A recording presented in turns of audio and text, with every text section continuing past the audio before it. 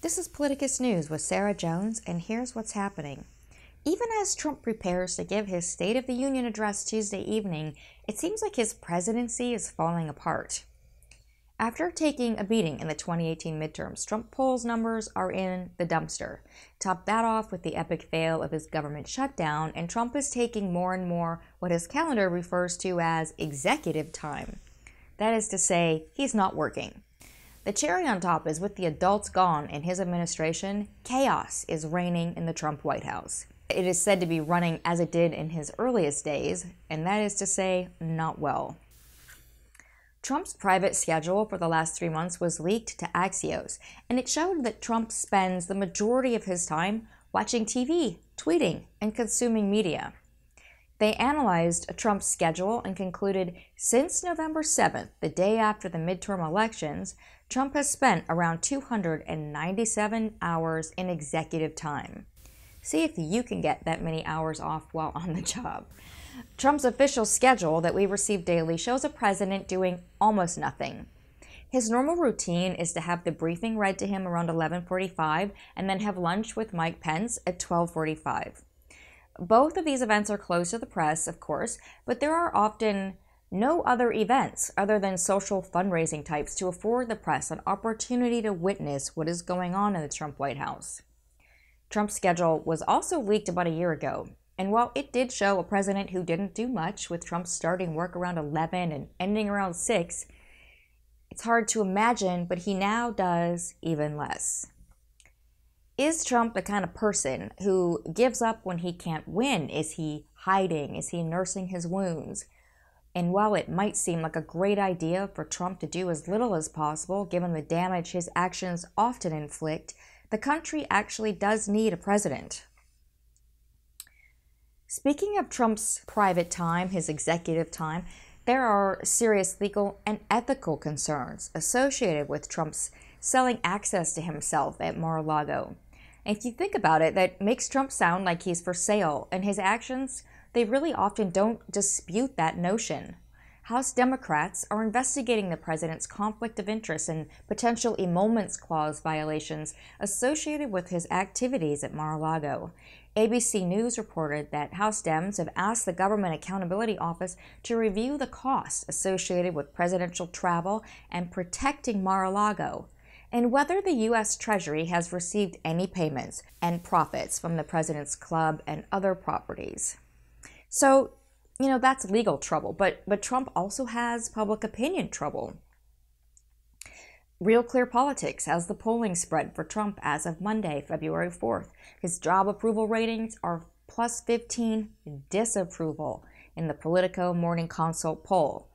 With the Republican-leaning Rasmussen, his job approval rating is at a plus 10 disapproval. Plus 30 think the country's on the wrong track. Only 35% think we're on the right track, and while 65% think we are on the wrong track. If we remove white voters with zero approval from them, the president's overall rating would slip from 41 to 6%, according to Politico. 6%. An ABC Washington Post poll for the Democratic contenders has Kamala Harris and Joe Biden leading the pack.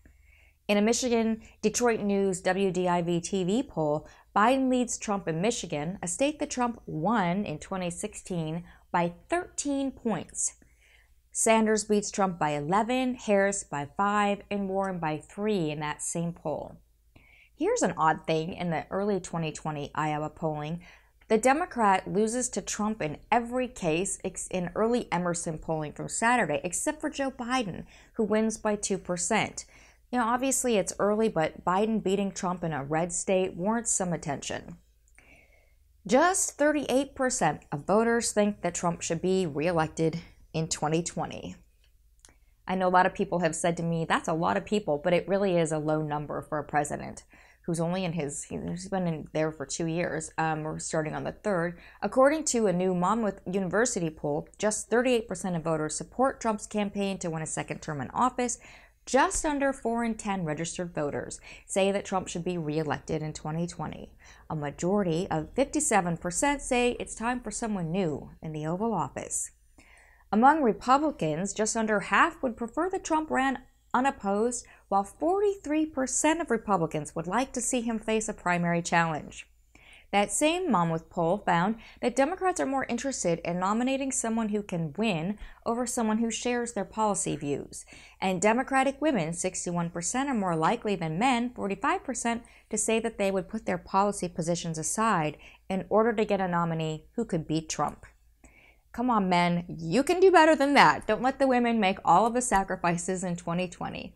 Jason Easley pointed out that this means Democrats are laser focused on a ticket that can win in Pennsylvania, Wisconsin, and Michigan, the 3 states that handed Trump the election with a mere 77,000 votes. But should beating Trump even be an issue? Impeachment is being discussed more and more. Leo Vidal wrote in PoliticusUSA about a USA Today op-ed that was written by Princeton historians. They urged Democrats to stop caring about the political controversy impeachment would cause. They raised a point that I have been deeply concerned about, which is that if we are to remain a democracy, Trump has to be held accountable. Accountability is essential to the long-term health of our democracy, more important than even healing the nation's partisan divisions, they wrote. The United States learned this lesson 45 years ago. In August 1974, President Richard Nixon resigned from office in disgrace. As soon as it became clear that the House would vote to impeach him for obstructing justice in the Watergate scandal, and moreover that the Senate would likely vote to remove him from office. The historians argued that President Gerald Ford's decision to give Nixon a full pardon as a way to, quote, heal the nation, actually damaged faith in American institutions because it put Nixon above the law. It told people that the political elite won't be held to the same accountability standards and thereby eroded trust in our legal and political systems. I would argue that this trend actually continued then. It happened a little bit under George W. Bush and enabled and even encouraged someone like Trump to aspire to the presidency, that place where crimes are forgiven. It should be the opposite. While we don't want to encourage political witch hunts when a true and serious crime has occurred, or when a president's corruption is undermining our democracy, that president must be held accountable, or we're inviting scam artists to run for president as a get-out-of-jail-free card. The biggest problem with impeachment proceedings is they won't go anywhere with the Mitch McConnell Senate of seeming co-conspirators. In fact, if Mitch McConnell is somehow implicated in the Russia probe for enabling it or any other plausible scenario which would explain his odd behavior, he has all the more reason to avoid impeachment. Should Democrats impeach Trump, knowing that the Senate Republicans won't convict him? That could motivate Trump's base to turn out and vote. And while his base is dwindling, if Democrats and independent voters are suppressed and demoralized, it is possible that 2016 could happen again. The Russians seem to be up to their old tricks, only more sophisticated in terms of the bots and propaganda spammers they're implementing in attempts to divide the Democratic Party. One example is their support for Democrat Tulsi Gabbard, whose positions on Syria and overall anti-interventionist platform aligns with Putin's goals. If you thought Trump was unhinged over the last 2 years, buckle up because clearly he doesn't deal with defeat well. The White House briefed congressional Republicans on his State of the Union, and they said it would cover immigration, infrastructure, trade, healthcare, and national security. In other words, it will be an infomercial for his wall, as most of his public appearances have been of late.